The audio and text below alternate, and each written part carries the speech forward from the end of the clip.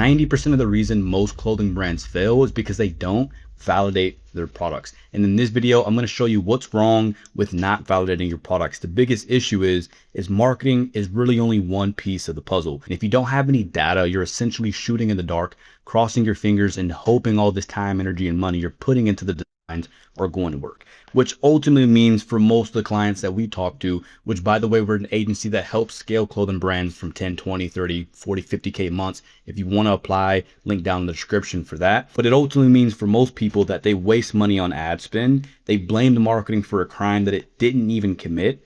And you're just ultimately not confident in your product. People keep going through this process, wasting tons and tons of time on photo shoots, designing their products, and they're never confident that they're a winner. Does this sound familiar? Because if it does, I'm going to be walking through exactly how you can fix this and how you never have to go through this problem again inside this video. Now, the number one way that we fix it, again, what we do is we want to go through a process called the product validation method, which essentially means that we'll go through and we want to make sure we're testing 1 to 2 products a week. Okay, now I'm going to actually walk you through the setup of this campaign inside of this video. Again, I'm going to be giving you free sauce. I'm not going to gatekeep anything. I'm going to give you a full walkthrough of how to run this product validation method for yourself. But essentially, you want to go through test 1 to 2 products a week. And we're going to do this on traffic ads to, like I said, reach a ton of people for cheap. Essentially, the goal is when we're testing our products, we want to get it in front of not just 1, 2, or 10 or 20 or 30 people, tens of thousands, hopefully hundreds of thousands of people, see how they're interacting with the product. If majority of the people are interacting well on this particular product, then we know based on the data and metrics that it's something that we should spend more time and energy in. And it's having those numbers is why our clients are better than most people that are trying to do these things themselves and they're struggling, spending hundreds of thousands of dollars or tens of thousands of dollars, and it's kind of spinning their wheels, wasting months and months of time. Okay, so essentially, like I said, we want to gather data on how they're interacting with the product. And like I said, we're going to go through, we want to set up what we call a traffic ad to go through what we call this product validation method. Okay, let's walk through that campaign. Now, bringing you over on my computer here, I'm going to start up on a fresh new ad account. So if you want to figure out how to make an ad account, you can check in my YouTube. There is a full video on how to make an ad account for Facebook. Make sure you're set up properly. You're getting pixel retargeting and your pixel and everything set up properly. If your pixel isn't set up properly, this method will not work. So again, if you haven't watched that video and set up your pixel properly, go on my channel and watch that. Then come back to this video. But once you're done with that, we're going to go over to create. Now, if you've ever seen any of my strategies, you mostly know I typically go for a sales campaign. On product validation, I'm going to go with a traffic campaign here. Okay, we're going to go on continue, go to a manual traffic campaign.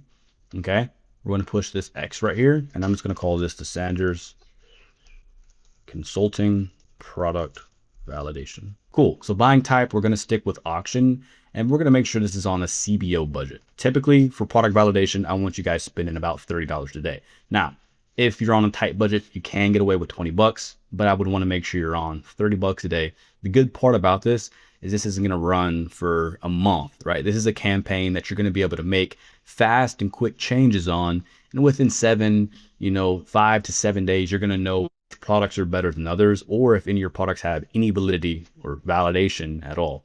Okay, so A/B test, we're going to leave that off, and then we're going to go over to next. From here, I'm just going to call this broad. Okay, I want to make sure my conversion location is set to website. Okay, and I'm going to maximize for number of landing page views here, and everything else, my attribution model, I'm going to keep the same.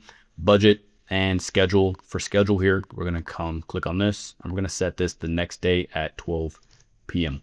Reason why I don't do 12 a.m. is, again, most people are asleep by that time. The high quality people we want to target are most likely active around the noon. So we want to give our ad, when it first launches, the best start and the best capability of, or best chance of actually being successful. So I do next day, 12 p.m. Now for audience, we're going to leave this completely broad. I've seen with the 2026 Andromeda update that I love to leave this broad, at least for product validation here. Okay. Now in placements, we're going to do a little bit of tweaking, okay, for product validation specifically. So we want to tweak this a tidbit. Now, Facebook's going to change this UI 20 different times. So if your UI doesn't look anything like mine, then you can just kind of figure where things are at. This literally just updated for me yesterday. It was a different UI. They change this thing every single day. So I'm going to figure my way out with this new UI, uncheck apps and sites, uncheck search results. And then for feeds, we'll click through the drop down. I want to uncheck Facebook column. Boom, boom. Uncheck all these things right here. I only want to leave on for feeds these 4 placements right there. Now for story status and reels, same thing. I want to make sure messenger stories are off, WhatsApp status off, and I want to leave on those 4. So you should leave out with just about 10. Okay, so Instagram reels is fine. You should leave out with about 10 placements. Okay, and your platform should be Facebook and Instagram. All right. Now, sometimes they'll have a button on here where it says, do you want to include or, allow to spend on limited ads anyway? Make sure you uncheck that. Again, they changed the UI, so that button is not here for me anymore, but chances are it may be there for you. Next week, this whole thing may look completely different. Everyone knows Facebook. Now, let's go over to next. And this is where I'm going to call this product number 1. Okay. We'll call this product number 1. Make sure your Facebook page and your Instagram page is set up. I would highly recommend you post these product validation images of your products on your Instagram.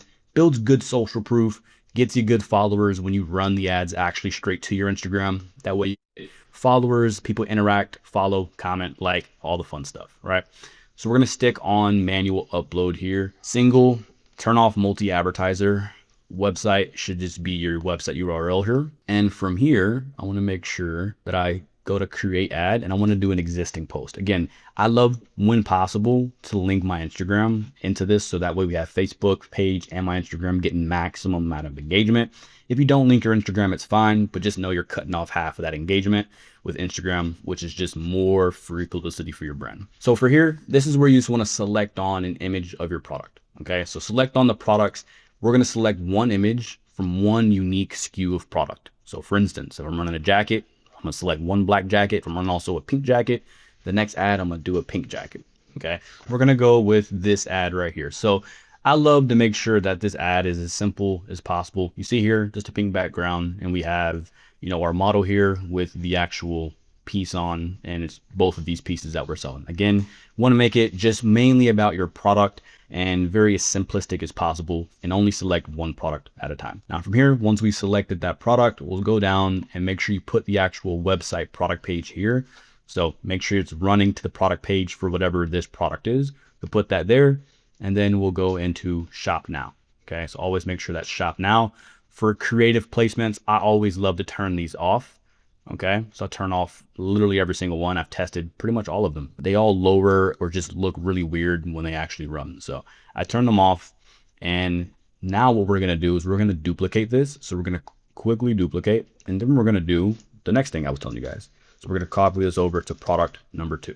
All right. So then here, simple. You're going to go in, change the post to another product. Try to keep it similar, right?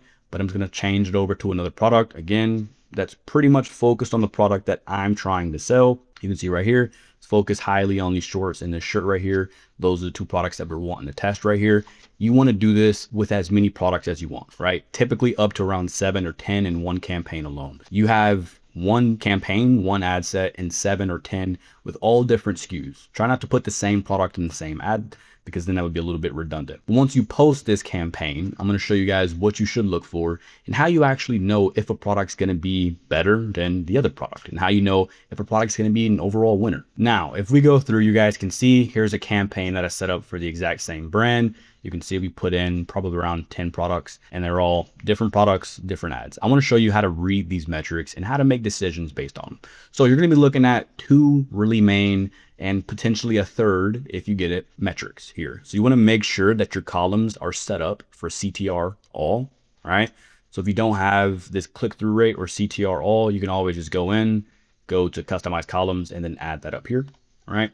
But make sure you have the CTR link, click-through rate, and CTR all. I typically use this one preferably, but I like to look at both of them. When you have this CTR all, you want to make sure that this is above a 2%. And you'll be able to see, just based on your CTRs, the click-through rate. So if you're showing this to 1,000 people and 2 people click in, someone gets the click-through rate. Let's say 200 people click in, that's a 20% click-through rate, right? Which is pretty good.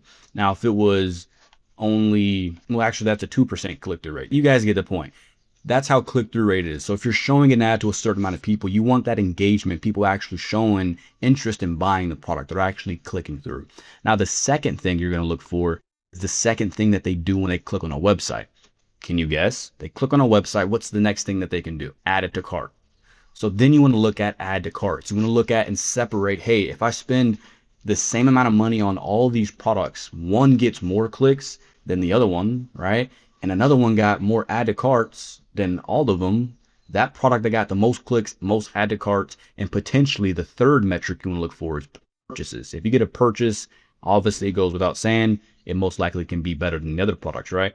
But if you have clicks and add to carts, that's enough essentially to let you know that this product is better than all 10 other products that maybe didn't get a click or didn't get add to cart. Why would you want to spend as much money on marketing when one product performs way better and it's way easier to market versus another? And that's essentially what product validation is. It lets you know the best products to market based on actual people's impressions. You can see here, just to make one last point, these impressions, which basically means a unique person looking at our products, right? We have 1,000 people who looked at this product, right? 22 people clicked through, which gave us a 1.89 click-through rate, right? If we look at the other product up here, this has 759, so just about the same impressions, but just about the same people click through, gave it a little bit higher of a click-through rate, right? So this product is doing better at first. And then we could go over here to see if we have any add to carts. We see here, this product has 2 add to carts, which shows 22 people came through, 2 people added to cart. This product only had, 18 click-throughs and no one added to cart. So if I was looking at it, I may say, hey, this one had a slightly less click-through rate, but more people added to cart. It may be a better product. And that's essentially what product validation will do. And now when you're buying bulk, you actually have data that you can prove return on investment. Based on, again, those 3 metrics, you can see how well your products are going to perform before you bring them to market, right? That's going to save you money on ad spend while you're trying to figure it out. You don't have to bring 12 really bad products that are getting low CTRs, because you'll get to know that data before you bring it to market, which ultimately means you're going to make more money. You're going to scale quicker because you know the actual ideal product that you should be running and you should be spending and making more money with. I hope this video helped. If it does and you want our help in helping you scale your clothing brand, you can apply for that link down in the description. That should be down below. Hope you guys enjoyed it, and I'll see you guys in the next one. Peace.